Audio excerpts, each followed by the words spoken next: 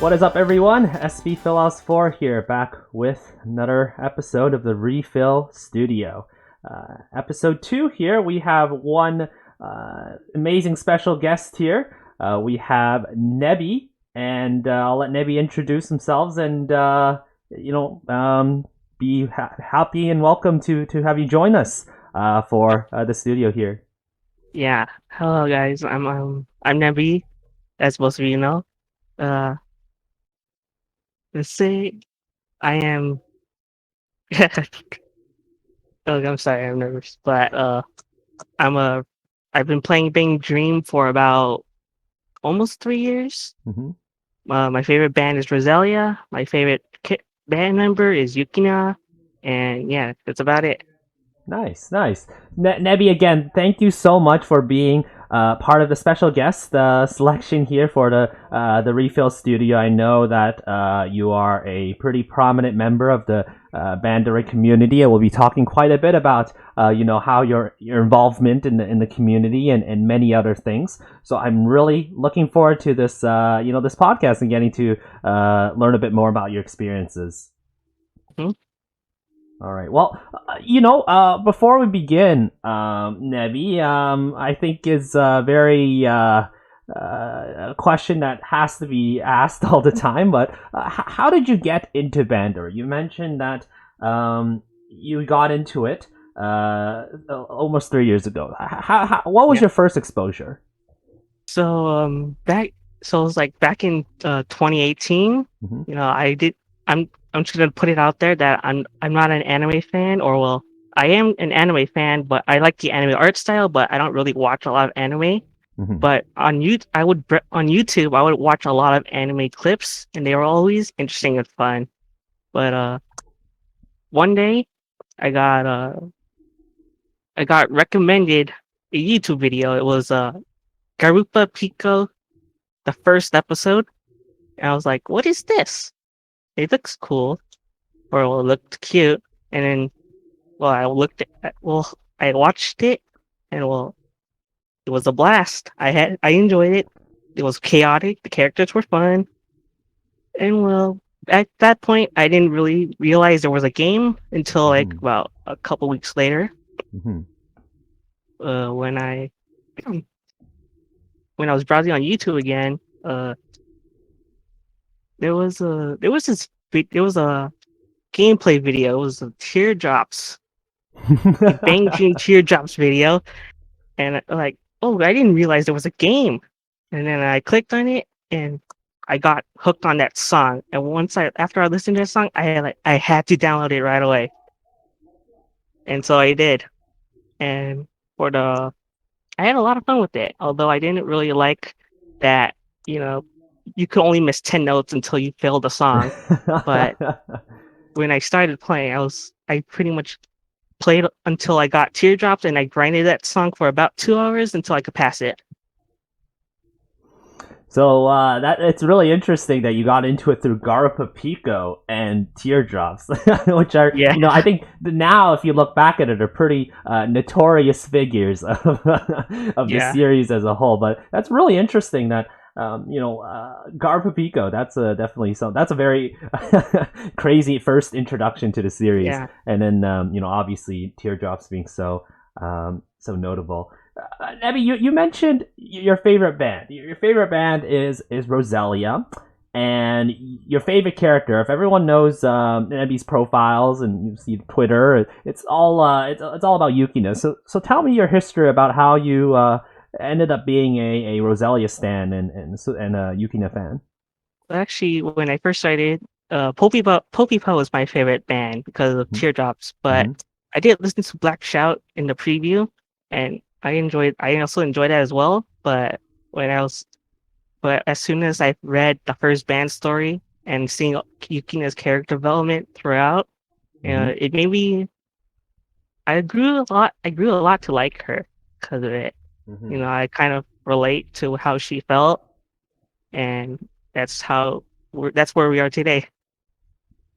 That's fair. So, Roselia. Oh, I bumped my mic here. Roselia fans are definitely quite devoted and quite dedicated. We'll talk a little bit more about your devotion a little bit later. But that's very interesting that you ended up kind of switching from bands from Pop and Party to Roselia. I know some people have all flip flopped quite a bit during their the BanG Dream sort of tenure and such. So quite interesting for sure.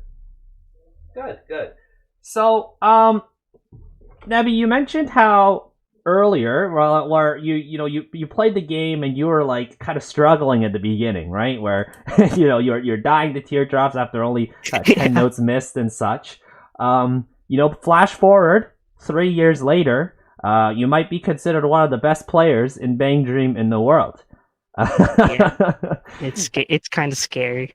So let's sort of inform the audience here. How many songs in the game up to this point have you full comboed on expert and special difficulty?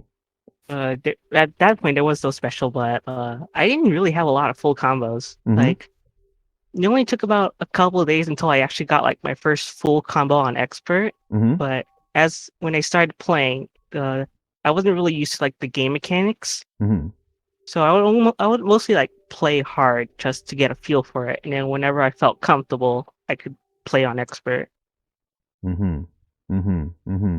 So how long did it take for you to suddenly make that next step and realize that, wow, I could actually be really good at this game?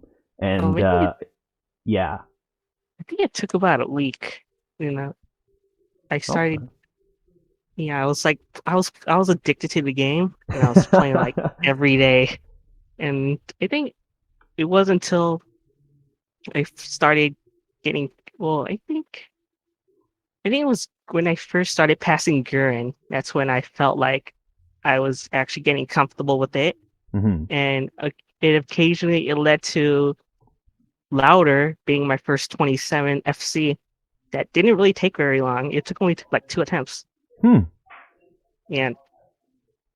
then the rest is history. From there, you just kind of became a super, as we call it, a gorilla in the in the game.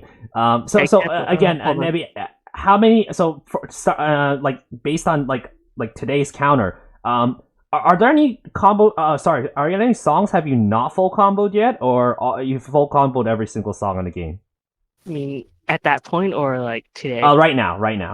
Right now, I have all songs full comboed except Setsuna Trip SP. Mm-hmm. I'm still working on that one. Mm-hmm. That one's not easy. That's that's JP Dory. So for those playing EN, that's you're technically all perfect so far. Speaking of all perfects, I don't know if you keep track of how many songs you have all perfect, but is that now. Do you have a rough estimate? I think as of EN, as for EN, officially recorded APs title these to about 131X and 12 SPs. Mm-hmm.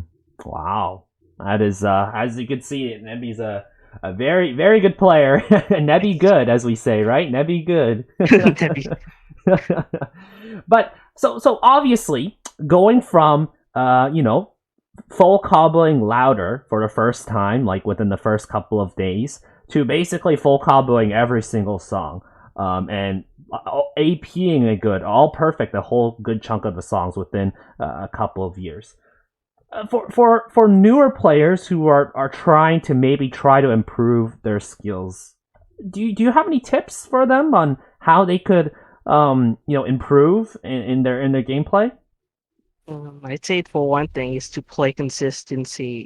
Repetition is key and all. Mm-hmm. So you just don't play the songs repeatedly that you can't play, because you won't get anything out of it. Mm-hmm. But if you start practicing songs you can play, and then always willing to challenge yourself, you'll soon realize that you're climbing through the ranks.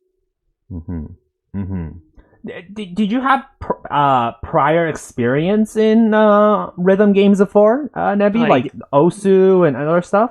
Yeah, I did. I had early in my childhood, I had a rock band and Guitar Hero background, and throughout high school, I played a lot of Citus and Demo.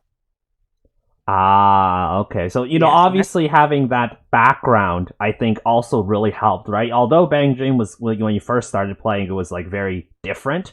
But at the end yeah. of the day, I would say it's pretty similar fundamentals, right? Like in terms Yep. of, applying those fundamentals and being able to use it for, to get combos and such in the game. So, okay. Okay. Yeah. It's so weird. It's kind of weird to adjust, but you get used to it when you had prior experience. Yeah. It comes by real fast. For sure, for sure, for sure. A lot of people, especially those who go into the game like very new, like super fresh, maybe have never played a rhythm game before. For a lot of them, I feel like they sometimes rush a little bit into trying to get really good at the game.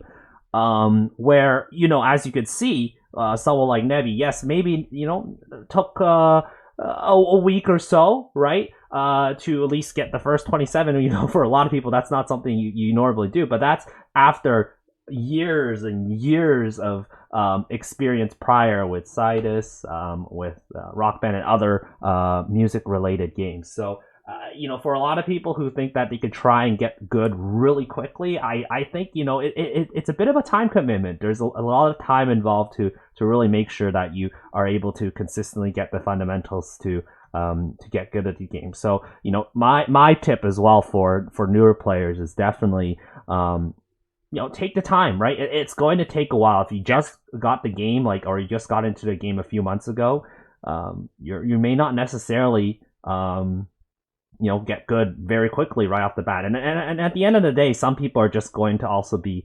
better than others, and some people will just have that sort of innate skill a bit more, and it'll come a bit more naturally. But as Nebby said, if you really are dedicated to try and get better, and you do the grind, right, you practice consistently and play often, Yeah. you'll definitely eventually get the hang of it. Yeah, it's definitely a grind. Even today, sometimes I feel like I spend too much time trying to AP, but it's all in the long run. Mm-hmm. Yeah, exactly. It's all in the long run, right? Myself, I was similar shoes to you, Nebby. When I first started the game, I was playing on normal difficulty. I mean, even worse than you. I was playing a normal difficulty, and then when I tried to do hard, I couldn't do it. Like I couldn't pass them. It was tough. But I started I started playing the game immediately when the game first came out. So it was a very slow grind, but practice makes Yeah, perfect, and and now you um, AP a lot. I see you AP a lot. You post them all on Twitter. well, they're only 25s and 26s. Nothing too special, but Nothing too I'm getting special, but there. they're pretty good. They're Yeah, still pretty good for your pace. yeah. I'm getting there. I'm getting there, and I think a lot of people in the server as well, because they've been sharing a lot of their full combos and such, and also they're all perfects. It kind of motivates each other. We kind of motivate each other in the server to try and do what we can to improve and make sure that we could try and push each other to get the full combo. I remember that once I saw one of our members, Pepper, get full combo on 6 trillion special, I was like, all right, Wow, we got to do it.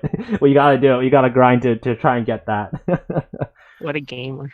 Yeah, true competitive gamer spirit. So,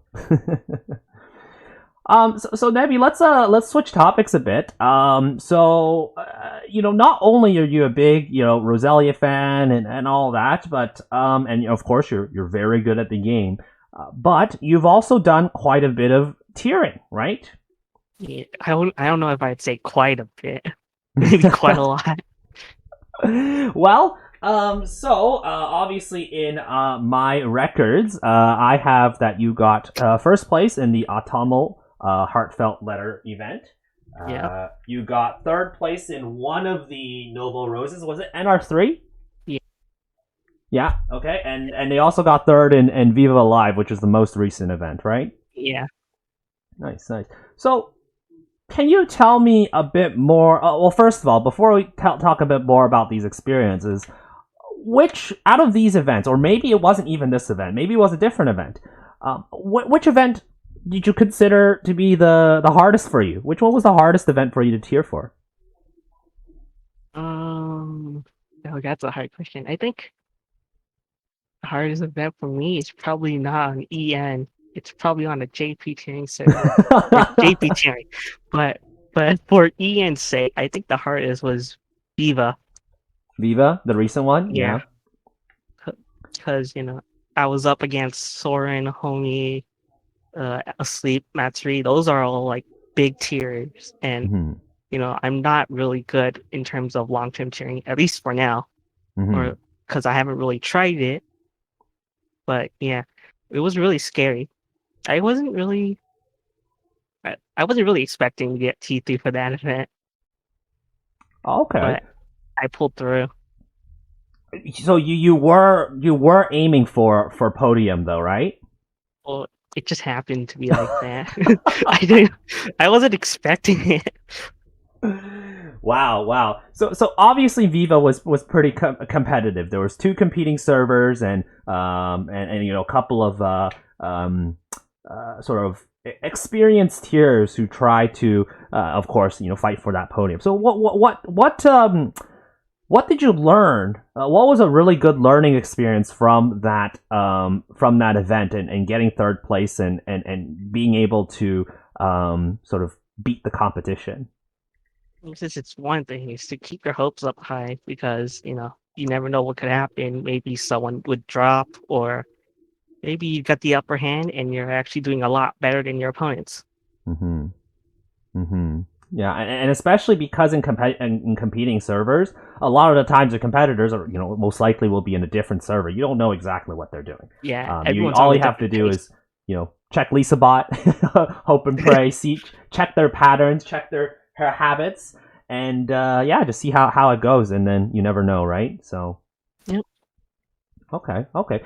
So, what was that considered like? Obviously, being a difficult event. The answer to this question might be the same or different, but was that? Did you think that was your most enjoyable event, or perhaps your other accomplishments were something that you're even more proud about?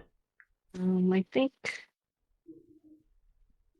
I think I think there's probably some other events that I enjoy more. Mm-hmm. I can't remember. I can't really. I feel like they all feel the same. What about getting that top one for the very first time, getting a first place finish in Autumnal Heartfelt Letter? What was that feeling like?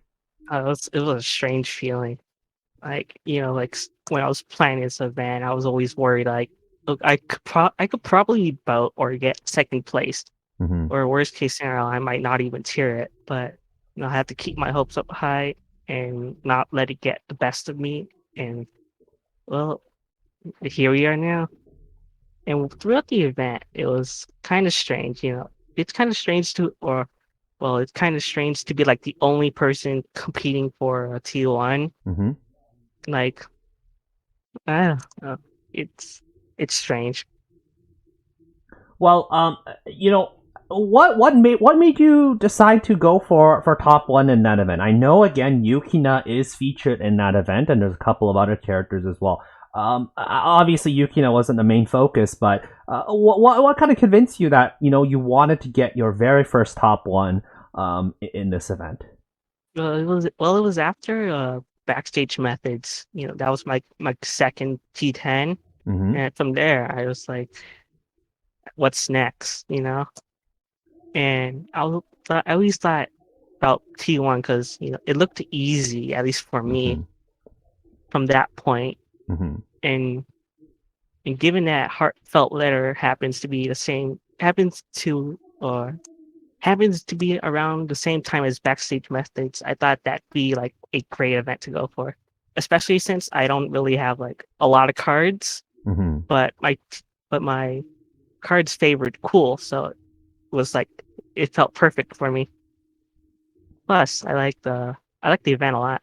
Mm-hmm. Yeah, it was definitely a really interesting event. Like obviously story wise, some less well appreciated characters like Rimi and Hagumi being featured. Yeah.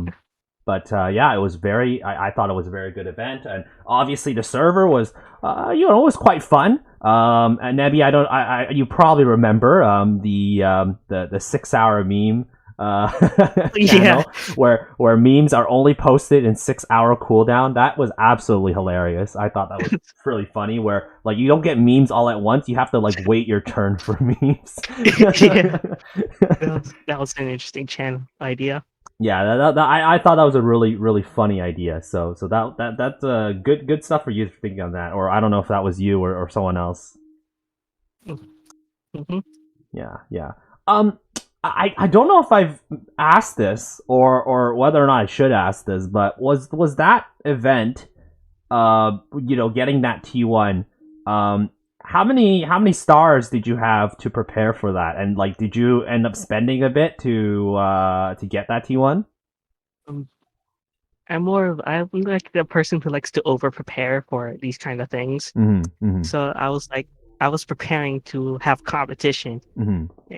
So by the time the event started, I had like 135k stars with 100 or in reserves. It's in with reserves it totals to about 150k. Mm-hmm. I was prepared to fight for it.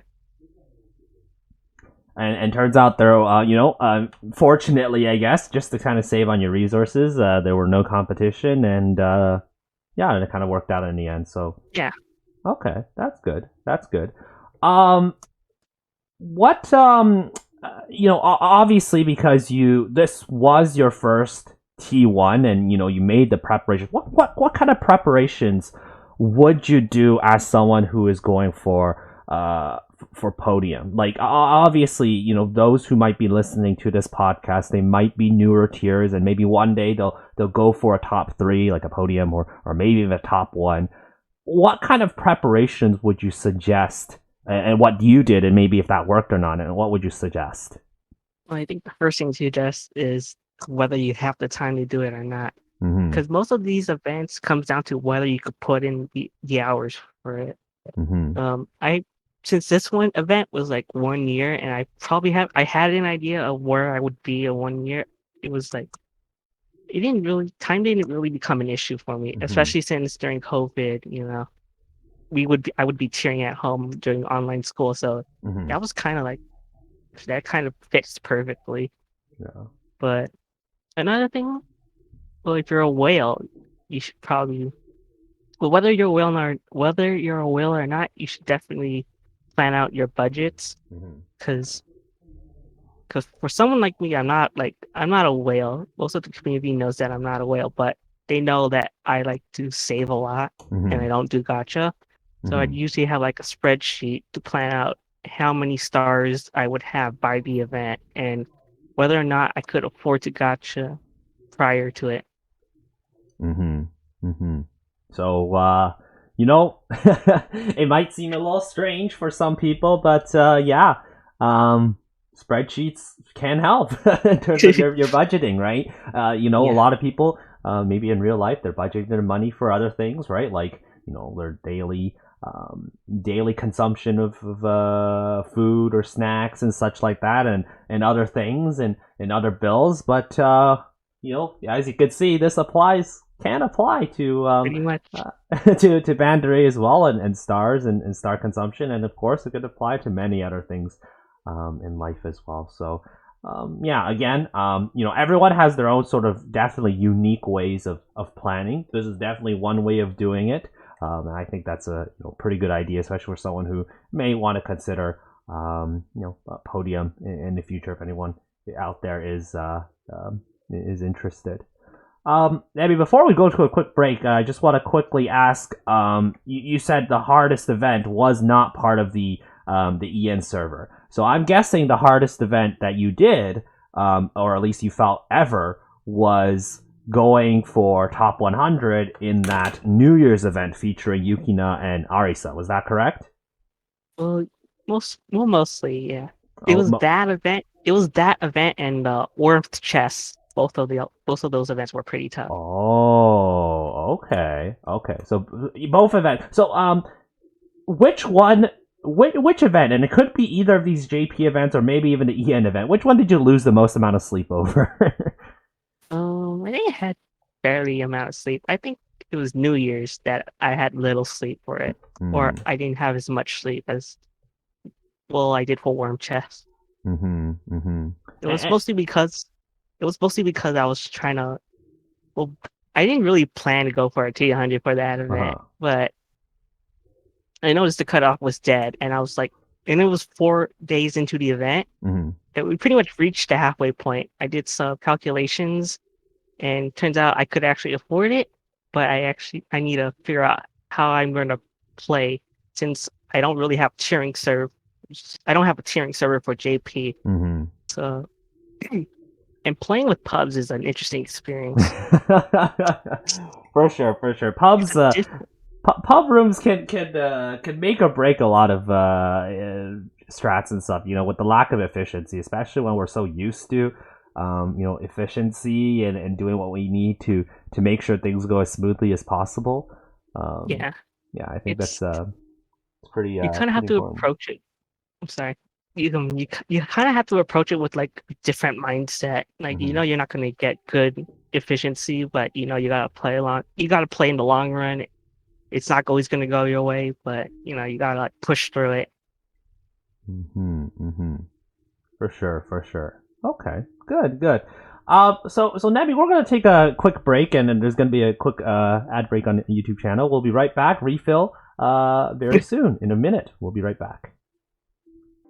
This podcast is brought to you by the UNGA server. As a reminder, all of our special guests featured in this podcast series can be connected through the UNGA server.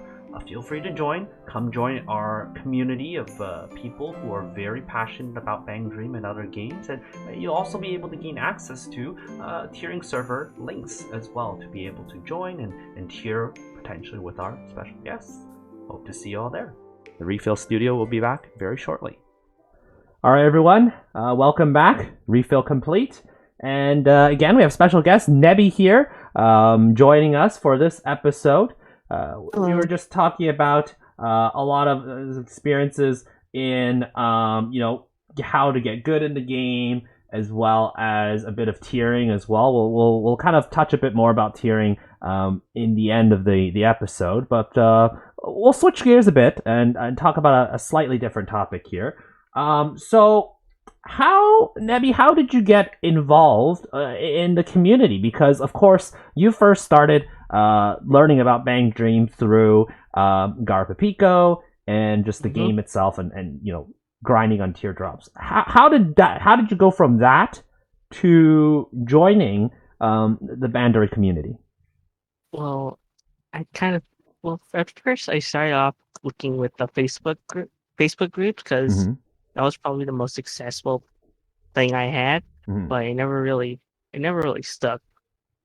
But one day I decided I wanted, or back when there was CharaExpo, I decided why not? I should go because there was Roselia live and stuff, and I could meet other people. And then when I went there, I met one influential figure, goes by the name of Shira. He was like the first BanG Dream player that I met IRL. He was a really good thumb player too. That's where I got my that's motivation. But one day, fast forward one day, I was cheering for the Circling Team 100, and I happened to run into that Shiro again.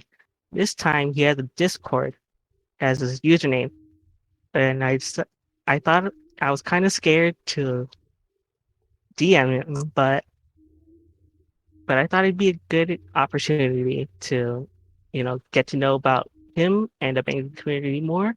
And when we DM'd,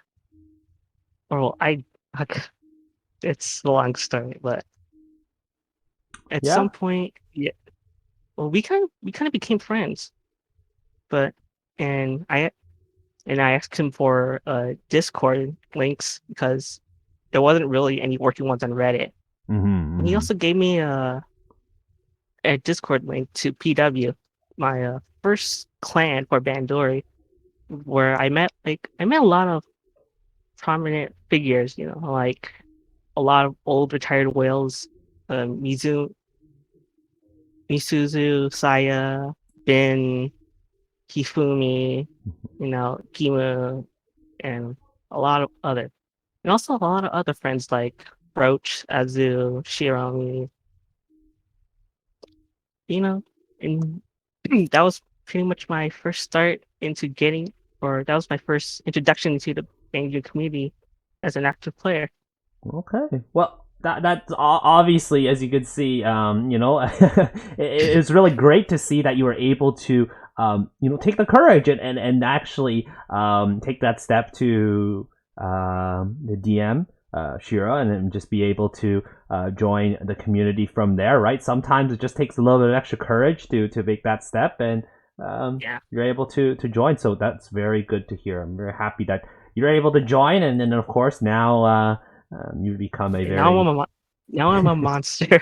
yeah, for sure, for sure. So Yeah. you mentioned a very interesting experience, going to CharaExpo for the first time. Can you briefly share a bit about your first experience there and how it went? It was pretty. It was a great. I think I had a great time. Mm-hmm. You know, I wasn't really there for too long, maybe for a couple hours, but it was nice meeting some new people for a change. And Mm-hmm. also the Roselia concert was banger. That's probably the best. That's probably the best reason to go. But So you went for a few hours, saw Roselia live, and then you'd be like, I'm done. yeah, just for that day. Nice, nice, nice. Was it in 2018? Yeah, it was 2018. Okay, okay, okay. Did you go in 2019? Yeah, but this Okay, time I went. I with friends of Bandori. It was a different experience. for sure, for sure. We might have Yeah, saw each other in 2019. But at Care actually, Expo. But yeah, I wasn't actually in the community at the time, so you would never know. yeah. So how did you go from these, because obviously Bandori community, I think, was a lot of different sort of niche communities, as you might know, right? There's a lot of different clans, and it just sort of were like very small niche communities, and then it just kind of eventually became sort of a larger community, and especially with the introduction of Pubcord, which is the official BanG Dream server. Do you remember how did you first get into Pubcord? Perhaps you got into it before it became the official Discord. Yeah, I have been there before it became official. It was so nice. It was pretty small. It was like a few thousand people, Mm-hmm. but there were all the big names there, like Ben, Loon, and you know, and such. Mm-hmm. You might even see Riz or Niboshi at some point. Mm-hmm. Mm-hmm. Mm-hmm. So what is your kind of experience seeing, of course, joining Pubcord so early, back when it was, relatively small, and now, I'm just going to quickly check at the time of this recording, and when this podcast is being recorded, I'm pretty sure there's over 24,000 It's members, 27,000. um, 24,000 members, I think. How do you feel about that growth of the BanG Dream community, especially through Pubcord? I mean, because it was so small, it was really easy to make new friends and such. Mm-hmm. I think that's good. I think the same thing still applies, but right as of now, it's a little bit more chaotic than what it used to be. Uh huh. Yeah, I just checked again, and there's actually 27,000. I'm stand corrected. There's yeah. at least 27,000. That's crazy. Hit about 27,000 a couple days ago. Wow, that's crazy, and it just keeps growing, right? So, Yeah.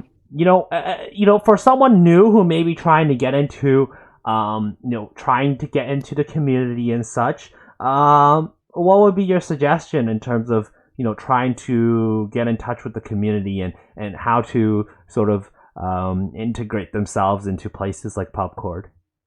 Mm, it's kind of hard for me to say. Mm-hmm. Um, I guess for one thing, you gotta be active. People gotta recognize that you're there. Mm-hmm. You gotta make a name. You don't really have to make a name for yourself, but you do have to be you gotta get noticed by people who, they're there to make friends or have a good time. I think. Yeah. Yeah, for sure, for sure. Again, especially in bigger communities, they can get pretty overwhelming at first, but you'll definitely notice a few people, right? You new prominent people, and you see here and there, and it gets pretty easy to get to know because at the end of the day, although it looks really big and looks intimidating, BanG Dream is a pretty niche sort of interest. Yeah. Chances are when you go into Pubcord or when you go to communities, everyone has very similar interests, and you're not gonna, because we all are so niche and so unique. It's very easy to sort of build a connection on that interest. So Yeah. So it can get a bit chaotic. So it's not. I wouldn't say it's for everyone to get into the Pubcord, but Mhm. maybe if you could get into maybe you'll end up getting to a smaller sub was it sub server Mhm. of BanG Dream, and you'll probably be a lot more comfortable there. Like the UNGA server.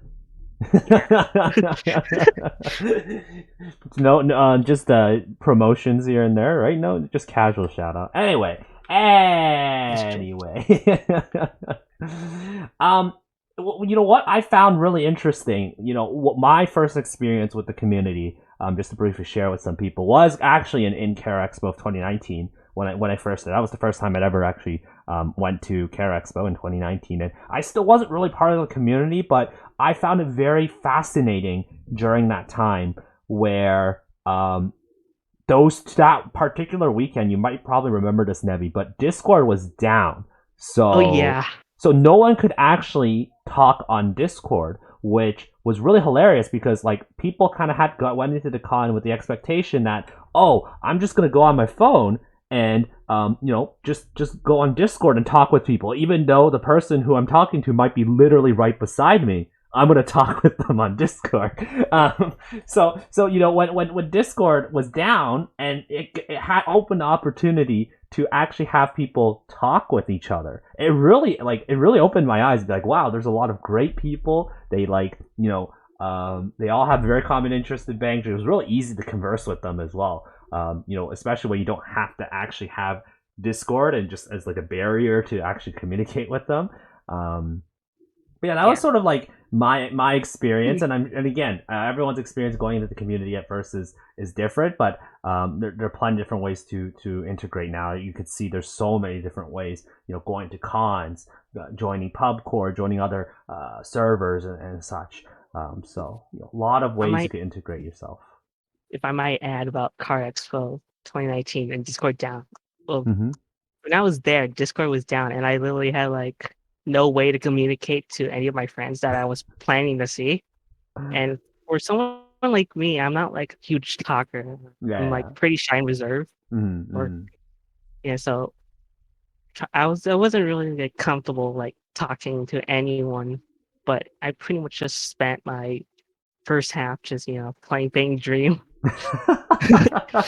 until eventually Discord finally got itself back together, and that's when I started actually meeting people that I've known a while in the community.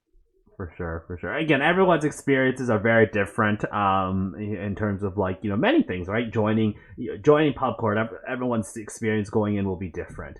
Going to a con like CharaExpo, everyone's experience is also going to be quite different. But if you are someone who wants to join the community, definitely find there are plenty of resources and plenty of ways you can do so, and then from there you can figure out who are people that you would want to further establish connections with. So yep. Yeah. So now, of course, Nebby, you mentioned it again, you go into a con, you're waiting for people, you're waiting for friends, so you're playing BanG Dream. So if you have free time, you're playing BanG Dream. You may even be you may even be playing on your alt account. And after you played on your regular account, you play on your alt account. Shout outs to Alice. And you'll be playing BanG Dream. For a lot of people, that's a lot of gaming. Is there something that motivates you to prevent you from getting burnt out from the game and like being tired of the game, or is this just something that you're just so passionate about that you just want to keep playing, and it's something that you don't really think about burnout and such? I mean, honestly, I do actually experience the burnout. It kind of gets tedious to like burn flames and keep up, but Mm-hmm. I guess it's the passion that keeps me going. I don't really have to play 24/7, or I don't have to be 100% efficient, but but being able to just play whenever you feel like, or play whenever you feel motivated, that's probably what keeps me going. Mm-hmm. Mm-hmm. So I don't like, want to I don't yeah, have to so force myself to play. exactly, that's what I was gonna say. Not force yourself to play what you don't have to. Well, is there particular? It's like, is there like particular like other suggestions for people, like if maybe they're feeling burnt out about the game and not really sure what they want to do with that? I guess if you are burnout, it's probably you either just take it easy, maybe find something else, or yeah, probably just take it easy, maybe do something else that you like, and eventually your passion will start coming back. Mm-hmm. Mm-hmm. Mm-hmm. And I think it's also really important that a lot of the times you can't, especially, I guess this is more of a tiering perspective, right? When it comes to burnout, a lot of times burnout happens because you're tiering so often, and things really gets difficult. Yeah, I think definitely with burnout, it's really easy to get burnt out if, let's say, you're consistently just like tiering over and over, and trying to get so many events at once. yeah, That could be quite challenging. And I know, our guest here, Nebby, he's got a lot of podiums, but that wasn't like a back to back kind of thing, right? yeah, It's not like the same people getting the same top 10 spots every time, because we're all human at the end, and we do get burnt down, and we want to kind of take it easy and take a break um, from the game. So yeah. don't feel ashamed if you feel burnt out. There are ways that you can get back to it, and some people will take more time, I think, for themselves to get back to it than others. But Yeah. I do yeah. remember there was someone go by the names Clipsy. They went T10 like almost every event in the late 2018, early 2019, back to back to back, and it was crazy. Oh man. Like Oh man. I don't even know how he does it. Well, speaking of like older tiering experiences, do you feel that tiering back in the day and tiering now? I don't know if you've tiered too much back in the day, but do you think tiering back in the day and tiering now has changed, and maybe it's like more competitive or such? So definitely, back then, cheering there was an EP cap, or Mm-hmm. event point cap, Oh, or okay. at least for multi-live events, or any events where you play in a multi-live. That kind of made it accessible in the sense that you don't have to have the greatest of skills, or you don't have to be like you don't have to be really good at the game, Mm-hmm. Mm-hmm. but you could pretty much just play a song, or play a meta song. You could reach the score cap with just like a 1.5 mil personal score and a 7.5 mil room score, and Mm-hmm. you could just not play the entire song. It was that brain dead. Mm-hmm. It wasn't You didn't have to do much, except if you tier the challenge live or a versus live. Those are still intense, but Mm-hmm. yeah, back then it was a pretty small tiering community. Mm-hmm. For You sure. know, like very little people actually competed for a podium. Maybe there was a couple of events there, but there wasn't really a cheering server until Lisa's poem. That's when it kind of starts coming together. And back Mm-hmm. nowadays, it's pretty, at least for the top spot, it's pretty competitive. I would say, like 1 year in advance, people would already be wanting having wish lists, and and then you have to consider all the other people, unknown people. And it's also it was also, I guess it was much easier. It's also much easier now, but Mm-hmm. because there's S2's SP, there's exists, which comes later, and yeah, Okay.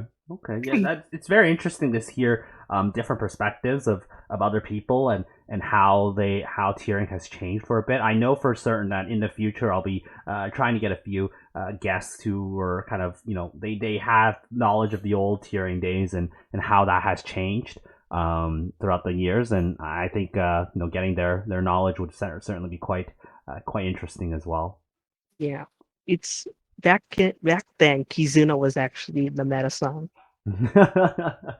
Like, it Yep. was so good. It was easy. It was easy to reach the cap, and you didn't have to play a lot. Yep, yep. Old school tiering. That was those were the days. Those were the days. Nebby, one last question about tier. Do you because again you've tiered a lot of events before. Just getting a couple of podiums. I don't know how many T10s or T100s you have, but I'm sure you've tiered a lot. Yeah. Is there a particular sort of live format or an event format that you feel is the hardest to tier for? So that would be challenge live versus mission live versus VS live and versus live goals. Um, do you find any like differences between how you tier for them? Maybe one is surprisingly more difficult than the others. Well, for starters, mission live goals, or the long lost normal live, those Mm-hmm. are pretty much the easiest events to Mm-hmm. tier, since they're only relying on your team and you don't have to be really good at it. Mm-hmm. Then next, and what comes after is versus live, because it's almost like normal normal live or Mm-hmm. multi live goals and such, but you're only dependent on yourself, and you have to be able to have a good team for it. I think the hardest event to tier for is definitely challenge live, because while you do have, like, your brain dead meta song spamming, you also have to adjust to the challenge live songs, which you probably have never played a Mm-hmm. lot, Mm-hmm. and you have to be able to adapt to it. You also have to be at your best too, because challenge live points are everything. Like, if you fail a song, you better spend 50 stars on it, because those 800 CP is a lot that you're Mm-hmm. missing out. Mm-hmm. Mm-hmm. Oh, but a lot of people would say, "Oh, but challenge lives are the cheapest because a lot of the times you get all Yeah, the because points they through are. challenge points." Yeah, that's kind of the best part about challenge live. A third of your events is only in challenge live, Mm-hmm. so you only have to spend like two-thirds of the normal. Mm-hmm. But it's a trap because yeah, they're definitely quite difficult. I mentioned in the previous episode how challenge lives are a bit of a trap, especially for newer tiers. If that's like their very first event to try and go for like top 10, for instance, yeah, Yeah, it's a bit dicey. yeah. For me, it was a scary process. Like, during hopeful session, I was only planning to go for like a top 100 flamers, helping Atsui for and the others for Uh their huh. titles. But when then I realized, I could probably snipe it, and that was a pretty long process. Like, Mm-hmm. I had to look at the 2-minute tracker, analyze like data points, where see where which people are burning, or how much, or when are they burning, when are they playing, and what's their CP threshold, like how Mm-hmm. much EP are they gaining before they spend CP. I have to do a lot of like mental math or something like that. A lot of Mm-hmm. thinking, just to be able to successfully snipe it. And it's not easy. Mm-hmm. Like, Mm-hmm. For sure. For sure. Okay. Good. Good. Um. So again, for those who are a bit not knowledgeable about tiering and such, again, every event has their own sorts of there are sorts of caveats and their advantages. So again, at the end of the day, definitely, obviously choose an event that you feel, especially if it's your first event, choose an event that you have the most amount of sentiment for. But each event definitely has their own caveats. So yeah, thanks for sharing that. When I started, I didn't really. I just went for whatever I felt like I had a chance. Mm-hmm. My first one was the normal live for Anchor Run, and that was like my first T100 experience, and I didn't know what I was doing there, and it didn't work out as planned. But that was like my first step into tiering when I realized it's not as hard as I thought it'd be. But then the next two T100s end up being challenge live stuff. At least for what I got. Yep, challenge lives do that, right? Again, challenge lives are I think those definitely cause the most amount of heartbreak in terms of events. They're evil. They're definitely quite evil. Yeah. Yeah. But I'm just lucky I managed to pull it off. Wow. Very, very good to hear. I just looked at your profile. That is 1 T1, 2 T3s, and 5 T10s. So Nebby is definitely a very, very experienced tier. So yeah, and a lot of T100s. Yeah, you've only put a few on your profile, but you probably have a plentiful of T100s. Yeah. Your Alice account probably has more T100s than many people. Nah. I think that account was mostly just for T10s. Okay. Yeah. Interesting. Good. So Nebby, my last question is your future tiering events. So of course you mentioned Warp Chest earlier in JP, and it seemed like I think it's actually relatively recently that you decided to go for it and go for T1, right? Yeah. So so tell me a bit more about your kind of thoughts and reasoning for that. Well, I was like, before I tiered Heartfelt Letter, I realized that I could probably just go for another T1. Mm-hmm. I didn't really have to spend a lot of stars for it, or at least back when my original plan was to go for like a 27 mil T1, which is like all my stars. But then I realized, I could probably go for like a UNGA T1. At least that's what my dream would be. Mm-hmm. And then when the miracle tickets came around, and that was like the final moment that decided whether or not I should go for it. Before I picked my miracle tickets, I thought it'd be a good idea to get some inspiration reading the Noble Rose stories, as well as Heartfelt Letter again. And from there, I kind of realized how much I love Roselia as a whole, and how much I support them and for their future. So,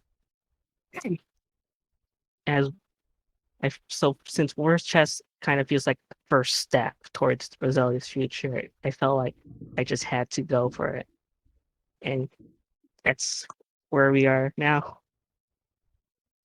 It's very good to hear. Very good to hear. So obviously, I'm not going to ask you for how much you've prepared for, because obviously your competitors might hear this, and I don't want to share that. But speaking of competitors, what do you think you're going to do to fend off, or what do you think you have that perhaps that you might have an advantage over your competition? This is going to be a very fierce competitive event.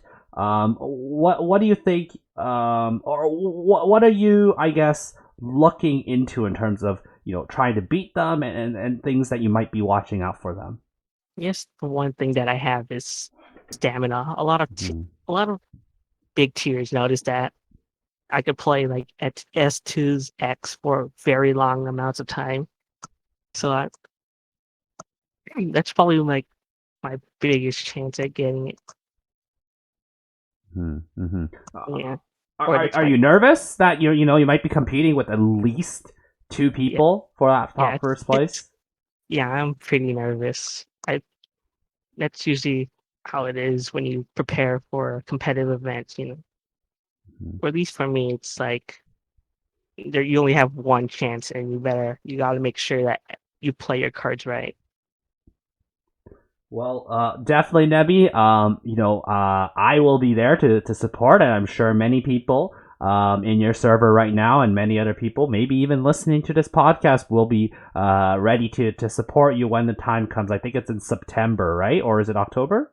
Late October, yeah. Late October. Okay. Early October. Early October. Oh, no, October. Yeah. Okay. Good. Thanks. Yeah, for sure. And of course, if you want to support Nebby in his journey towards getting top 1 in his event as well, feel free to contact Nebby through Twitter or through Discord, and I'm sure he'll be able to be very happy for your support and be able to help him out on the T1. Yeah, I would really appreciate it. For sure. And of course, if you also want to connect with Nebby and as well as connect with many other tiering servers in the future, don't forget to join the UNGA Discord server. Again, links are all in the description. And all the resources that I've talked about, if there's anything that is mentioned in the podcast that requires a few extra references, they'll also be in the description of this video. So... this pretty much concludes what I really wanted to talk about. Is there any other final shout outs or anything you want to say to the listeners today? You say shout out to my PTA homies. They're there to keep me in check, make sure that all my plans go accordingly, and also they are great friends, and I wouldn't be here without them. For sure. All right, well, this concludes episode 2 of our RePHIL Studio podcast. Nebby, once again, thank you so much for being a part of this episode and being a special guest. And once again, we wish you nothing but the best in your upcoming T1 and, of course, any other future tiering endeavors. It was a great pleasure having you today. Yeah, it was kind of fun, though I was pretty nervous, as you can tell.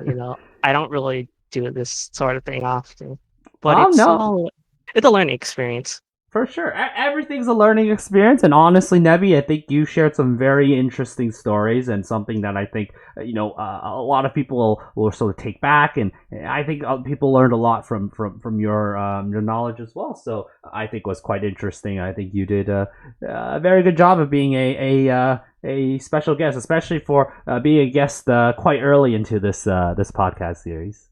Yeah. Maybe perhaps we'll invite you again when...